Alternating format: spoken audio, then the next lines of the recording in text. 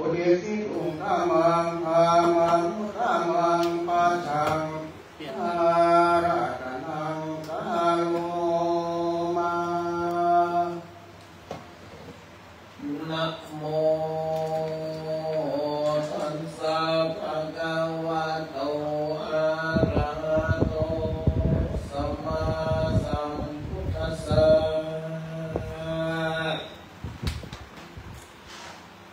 เอ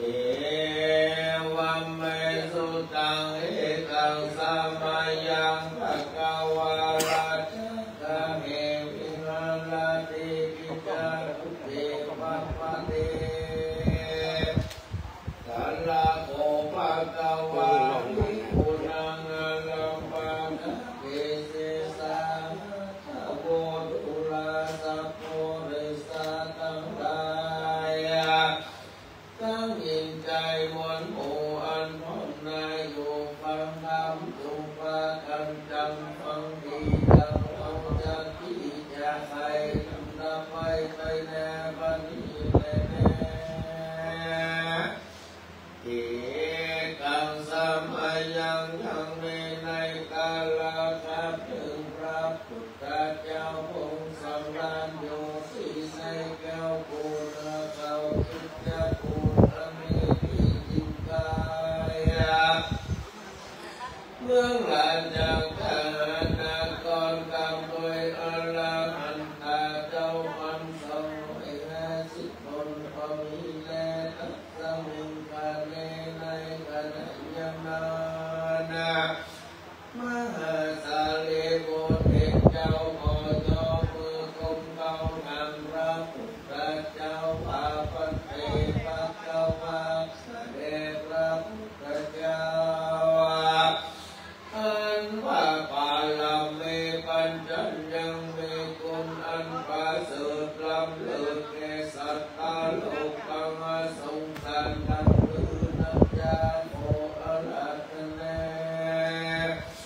พระพุทธเจ้ามาเทศนาไปโปรดเพื่อประโยชน์แก่สัตว์โลกทั้งหลายทั้งมาไปนั้นเด็ดอันตะโคภะคะวะอันว่าพระพุทธเจ้าอันมหาสารีบุตรเจ้ามาตุ้มเขาอาราธนาโอทิสนาธรรมดวงประเสริฐพระกรมีนาคำมาเลิศเกิดเมตตาติธรรมะเท่าเทศนานามัตโตรัตนะเตยกานะปาลเมโยโสภะคะวะอิติปิทันนะอุปปาลเมโยโสภะคะวะอิติปิ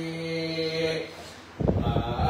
นะปาลมัตตะปาลเมโยโสภะคะวะอิติปิศีลปาลเมโยโสภะคะวะอิติปิศีลอุปปาลเมโยโสภะคะวะอิติปิศีลปาลมัตตะปาลเมโยโสภะคะวะอิติปิเนคขมะปาลเมโยโสภะคะวะอิติปิเนคขมะมะอุปปาลเมโยโสภะคะวะอิติปิเนคขมะปาลเมมะปาลมัตตะปาลเมโยโสภะคะวะอิติปิปัญญาปาลเมโยโสภะคะวะอิติปิปัญญาอุปปาลเมโยโสภะคะวะอิติปิปัญญาปาลมัตตะปาลเมโยโสภะคะวะอิติปิวิริยะปาลเมโยโสภะคะวะอิติปิวิริยะอุปปาลเมโยโสภะคะวะอิติปิวิริยะปาลมัตตะปาลเม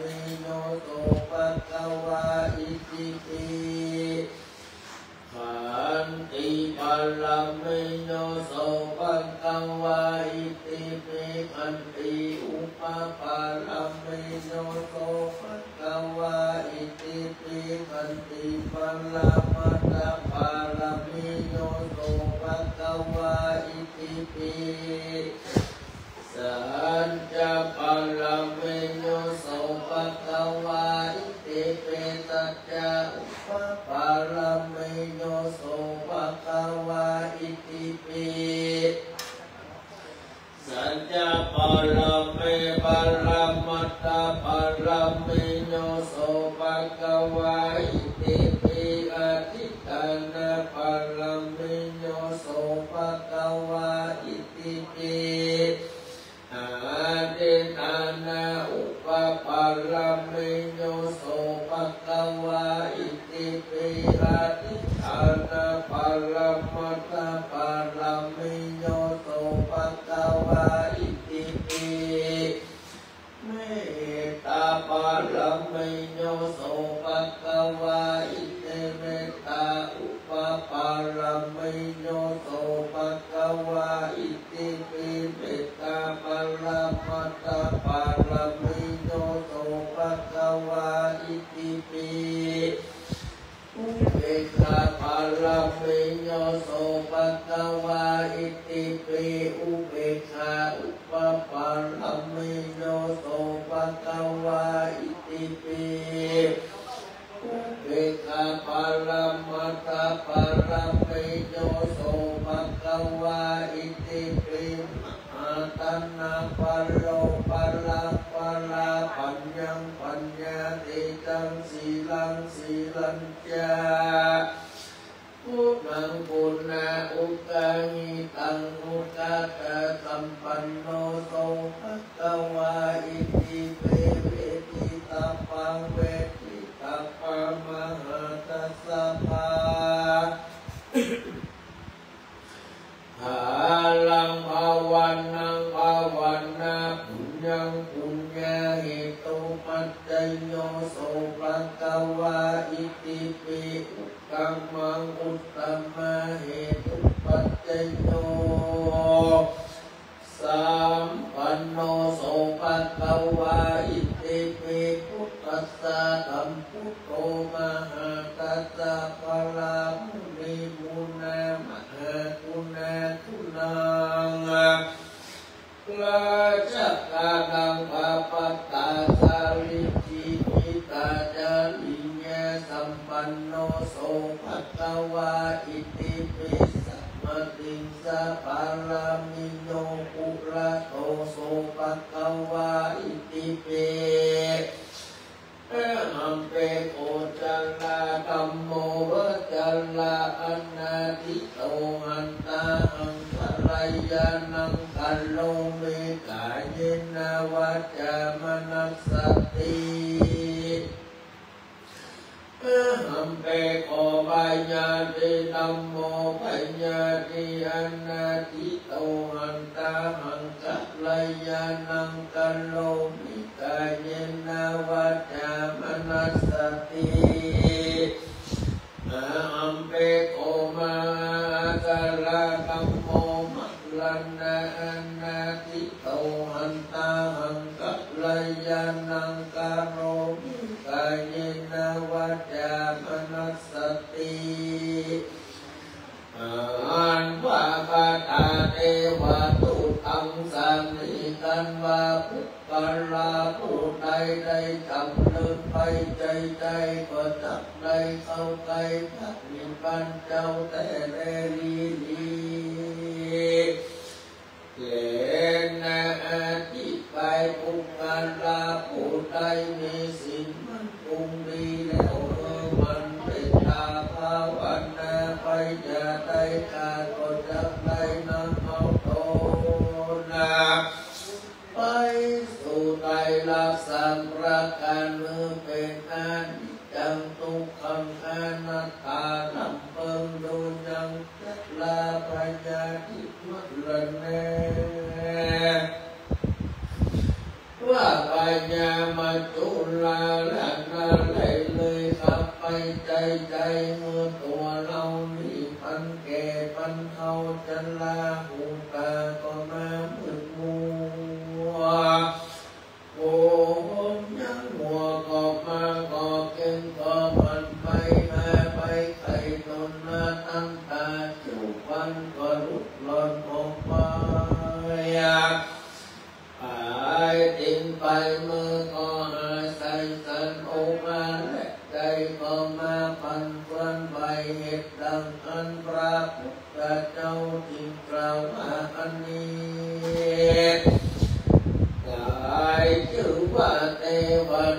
ปัตตมามะ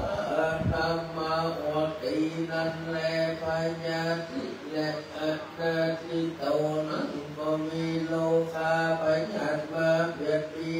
ยนบอกขาดจากกินจังนอนก็ลำบากมาเป็นต้นยากนักแลอันนี้จึงมาเทวทูตตรวจสอบแน่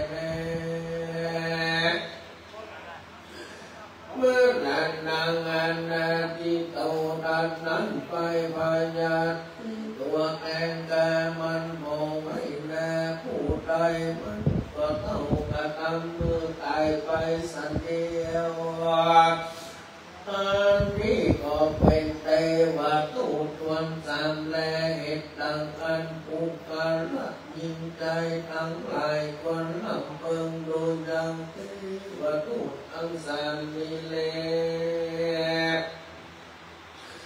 ไว้เป็นกรรมฐานว่าอัจยังอัตถภาโวอนิจจังทุกขังอนัตตาอันว่าตนตัวเรานี่ก็บ่มันบ่เที่ยงแลความยังไปมาทุกขาก็เป็นตัวบ่ขาดอนัตตาก็เข้าใจตัวเองเราหักเป็นมั่งเฝ้าเลี้ยวเราวิหารสีมีใจที่ในทางธรรมใจกัดทำสมาธิและภาวนาไปใจก็จังไรหูแจ้งอันจริงแจ้งเกิดมันมาลันนาจากเมืองคนพญายมตนปุกอาจก็จะปุกอาจจะมาว่าดูแลกันยังเมื่ออยู่เมืองคนโลกลายังหูจังได้ว่าตูตั้งตามเลือจะว่ากันกันตาปุกกะลาปุนาได้ขันต่อมาตัวเองแค่ก็หาหูจังแล้วยังเต็งว่าตูตั้งตามแล้วเลยยังมันพยาพงปิบาก็บอกกล่าวจานาโลกวันผู้นำเอาผู้กันละผู้นั้นไปสู่จันทร์ก็จะได้เสวยสัมปติติดเมืองสวรรค์อันแล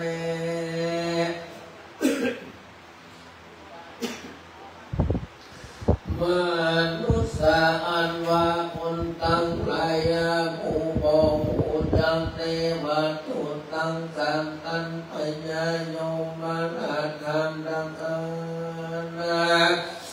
พญายมก่อนจังอุจานาโลกเอาเชือกเด็กมัดขาดเอาไปตกในห้องนาทุกมาใบผู้แลปิกเวดูลาปิกุตั้งลาย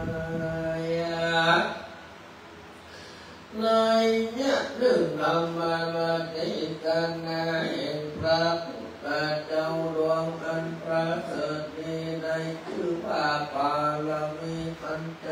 แน่อันมีมาในคำมีปัญญาปาลมีทวนสามีโดยมีแต่แลทำดวงพระเสริฐที่หากเป็นประโยชน์แน่เกสันตาโลกทรงสันมังนังเมตตมมาปุกการลาจิตใจผู้ใดได้ยินได้ฟังได้สังวาสที่ใหญ่ก็ดีได้ทันลงจำเจอไว้เป็นกรรมฐานก็ดีก็จะมีพละที่ทรงมาฟังนักเลจะทำผู้ใดถึงสุขในชาติและชาติหน้าเพียรย่อมทำงานตามเสียยังไปจะกำมูนักมีตอนมาลาจะไปจนลาไปอันมานุสาไปอาคีไปวาโยไปอุตตะไปตังขอบเกณฑ์เกมเป็นอุปากังวลอน ตาลายทั้งหลายพยาเปียที่ไม่ไปทั้งหลายอันเกิดแล้วถ้าตนตัวก็ดีอันยังพอเกิดเลือก็ดีดังมันก็จะลำนับตับหายไปก็บอกมาต้องใจได้เป็นว่าสัตว์ตัวอันมีพิษและตัวเกินขาดอยากจะการขนองก็บอกมาคงจะตั้งไหลได้แน่จะต้องทุกข์ไปจะตั้งไหลหูบอกหูแลนาตาบอกอันก็เกิดตั้งตัวก็จะลำลับตัดให้ตายกับไฟไหลไปกับน้ำพังว่าจังตามไกลเป็นดีได้จำเริญไปยิ่งกว่าเขาได้สุขลอยเท่าปันปุนก็ด้วยตีจะเห็นข้ามาปานักมีปัญจันดวงประเสริฐนี้ก็อยากจะแลตัดสมาเหตุดังอันโยวัจเจนาเจ้าและพระเจ้าทั้งหลายอันเป็นมาแล้วแต่ก่อนก็บอกมนละเสียสักเพื่อตั้งตนก็เพียนย่อมถือเราเป็นธรรมดาไว้จุตนจุพระโกงอยากจังแลปัปปะกิเตนะอันว่านักบวชเจ้าทั้งหลายคนไปก็ดีปัญจเวคิตัวการว่าใดกระท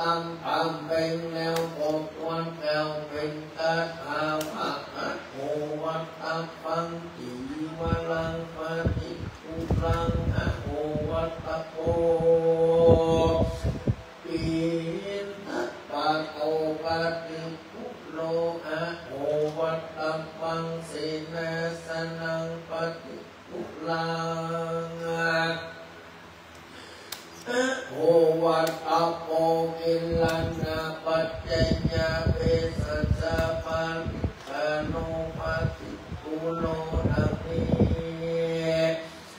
ด้วยเหตุว่าอัลลาหันตาเจ้าทั้งหลายเล็งอันกุลาบุตรเจ้าทั้งหลายได้ปฏิบัติธรรมทานแล้ว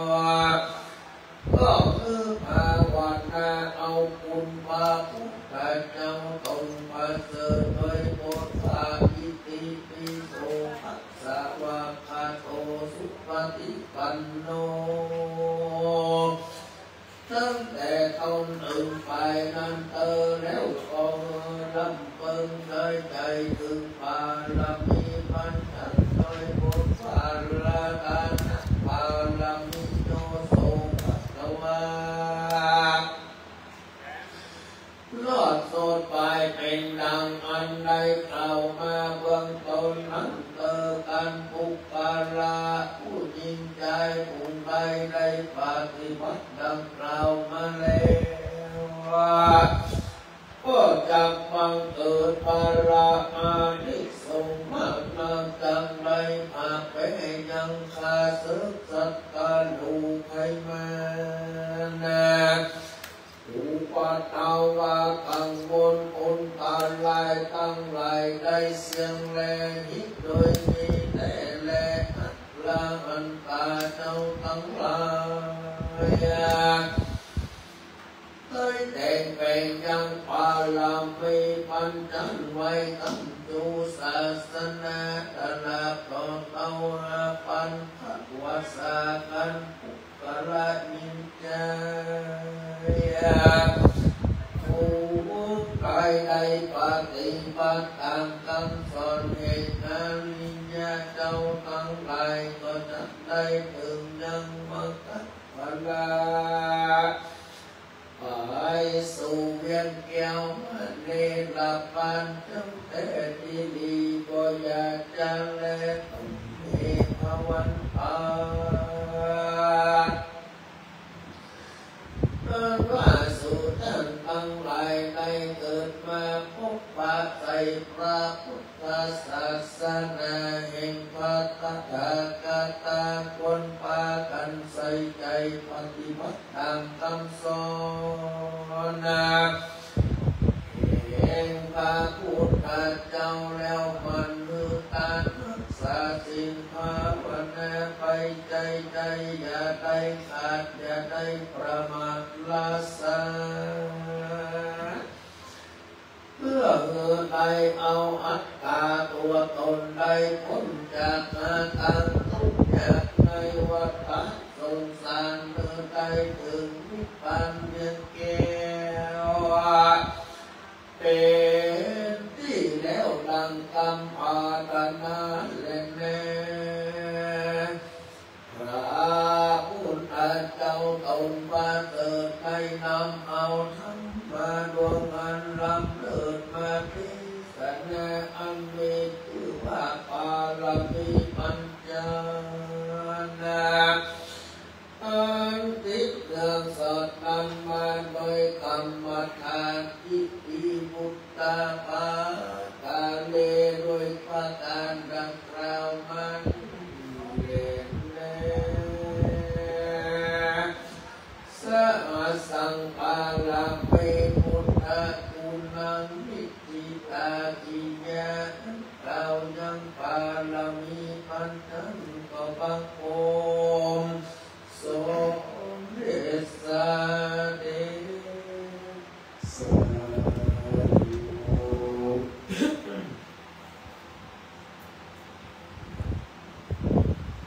ธุปัจจัยจบแล้วทำต่อไปทำบทจากกัปวัฒนสูตร